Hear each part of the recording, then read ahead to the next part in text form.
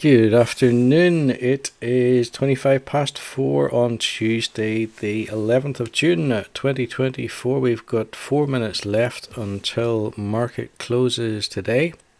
So very quickly, the Vanguard S&P 500 currently trading at 79.85. Current portfolio value 16,512, and that is up 20.6%. And current average price 66.18. Remember 66.18 as we go ahead and buy our weekly investment of £120 in the S&P 500, seen here on the Trading 212 practice platform. This is going to be a market buy. The market is just about still open for the next 3 or 4 minutes. I'm hoping, that has executed there at 79.88. So actually the market has just moved very slightly positive. And the figures have updated. So now the current portfolio value 16,637. Current return on investment 20.5%, and the average price has risen by roughly 10p, I think 66.28 now. Let's have a look at the notifications. So that's the purchase that we've just done. We have Apple rising 4% to a record $200 as investors weigh AI initiative and open AI deal. Affirm is up 6% after announcing buy now pay later integration for Apple Pay users. KKR and Co rises 10% to a record high on the S&P 500 inclusion. LUV advances. Southwest Airlines up 8% as activist investor Elliott Management builds $2 billion stake. French banks decline. BNP Paribas down 4% and Societe Generale down 5.5% as French banks tumble on snap election news. It's been an eventful weekend in Europe. The European elections on Sunday, at one polling station in France at least, were fraught with anger, I suppose, when of a total of 3 lists, there was only ballot papers available for one of the 3 lists, and that caused a bit of anger and a few ugly scenes that actually were recorded. I don't know what the law is on recording video inside a polling station in France. Certainly isn't legal here, but either way, there was footage circulated of basically a lady who was enraged by the lack of ballot papers for the first 2 lists. Not sure if that was something that was replicated elsewhere, but it does make you wonder about just how honest, how free and fair, and how democratic those European elections actually were. In addition to that, the parties often referred to as being right-wing parties appear to have performed better than might otherwise have been expected. And as a result, Emmanuel Macron has called a snap election in France.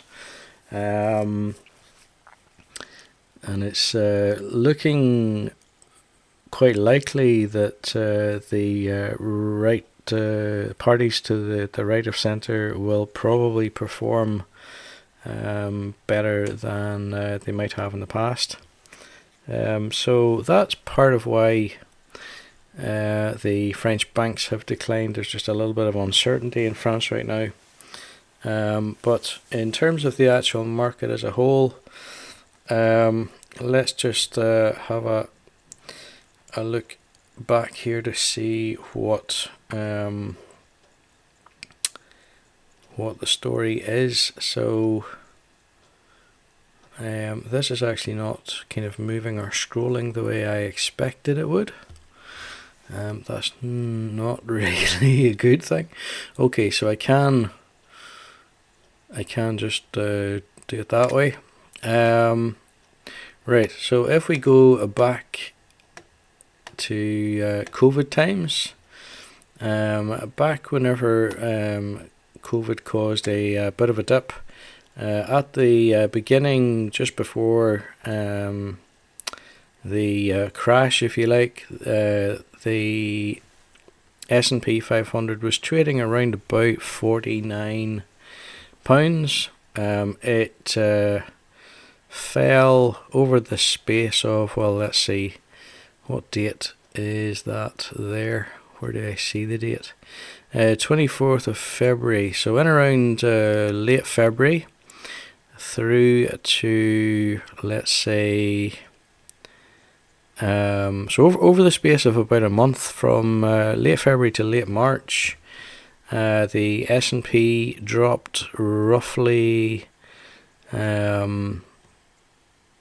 from £49 down to about 38.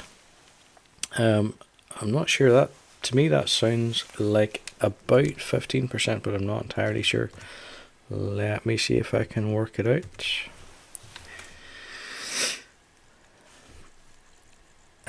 So what was I saying again? It dropped roughly from 49 to 38. So 49 to 38 would be £11, and £11 over 38 is 20, well, near enough 29%. So you could say that the S&P 500 dropped almost a third in the space of a month. It put it all back on again relatively quickly, to the point that by August, things appeared to be pretty much back on track. That was August 2020, of course. And ever since then, it has climbed and climbed and climbed up until the war in the Ukraine. And that caused quite a bit of instability from around about, was it January?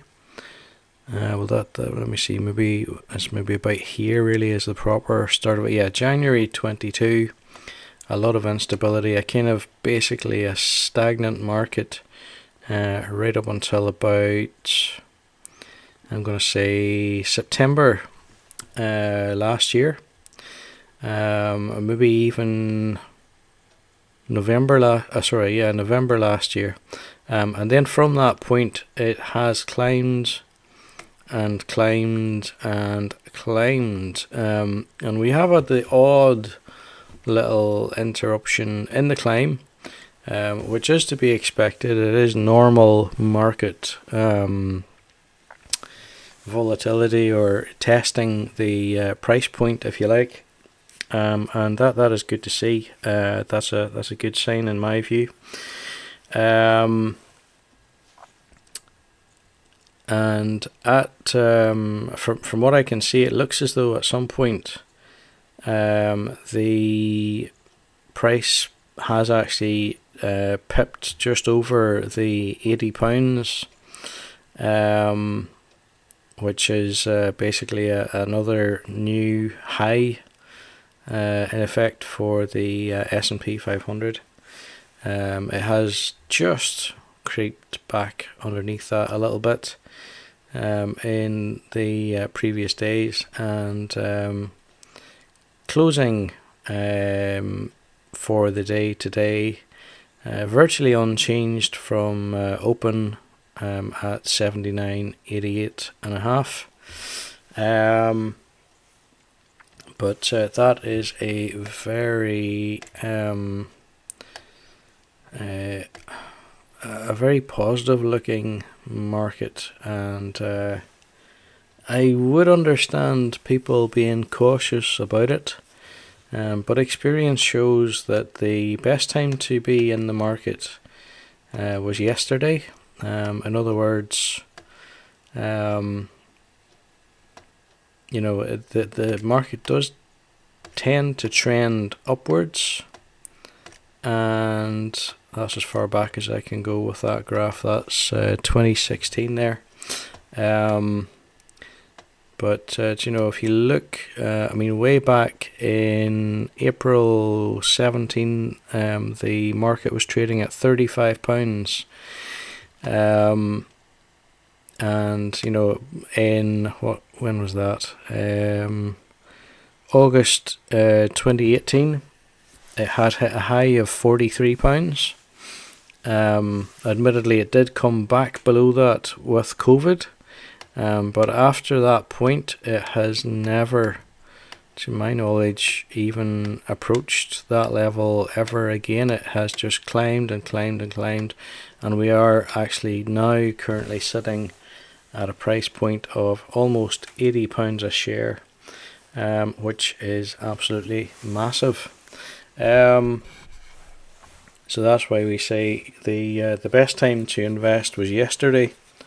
Time in the market is much more valuable than attempting to time the market, which is something that you just simply cannot do, and attempting to do so would be a fool's errand.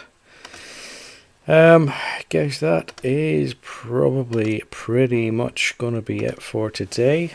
At this stage in the game, we are 2 years and 10 weeks into what will be roughly an 8-year fire journey, and I must actually have a look to just see where we're at in comparison to the forecast that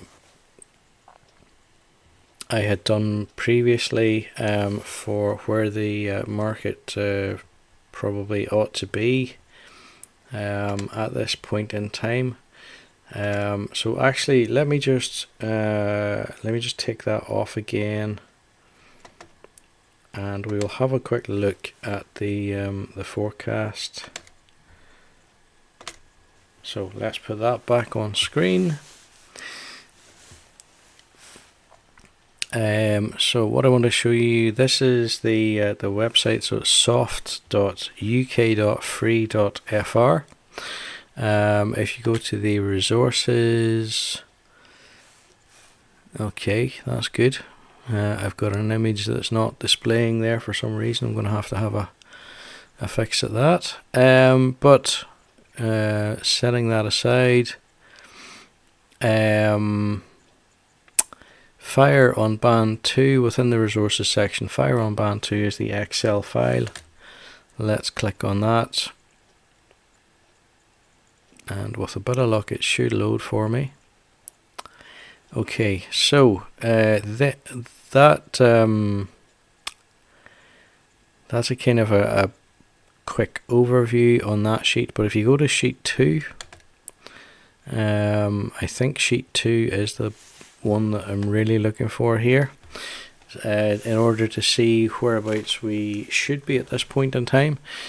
So here we have year 0, which is complete. Year 1 is complete. Year 2, we are currently in, I think, and this at this point in time we are in year 2, week 10. So if I run across from week 10, and you can see there that the current prediction for the value of the portfolio, assuming 10% return on investment on average each year, the current prediction there is for a portfolio value of £15,000 400 odd, so it's at least I think it's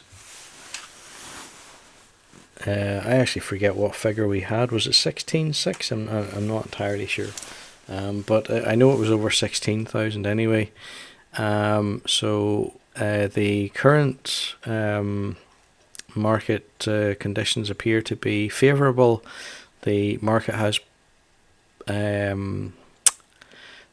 performed better than this mathematical prediction, and well, that's a good thing, I suppose. It certainly means that everything looks to be on track as things stand, and yeah, I'm looking forward to where we go next with that. But guys, with that said, that is going to be it for today. Thank you for watching, and have a lovely end to your Tuesday. I will be back again at some point next week with more investing, and in the meantime, if you particularly liked this video, please give it a thumbs up, and if you're interested in following the journey towards financial independence, or at least this theoretical 8-year model of it using real figures, then please subscribe to the channel. Thanks for watching, guys, and see you next week.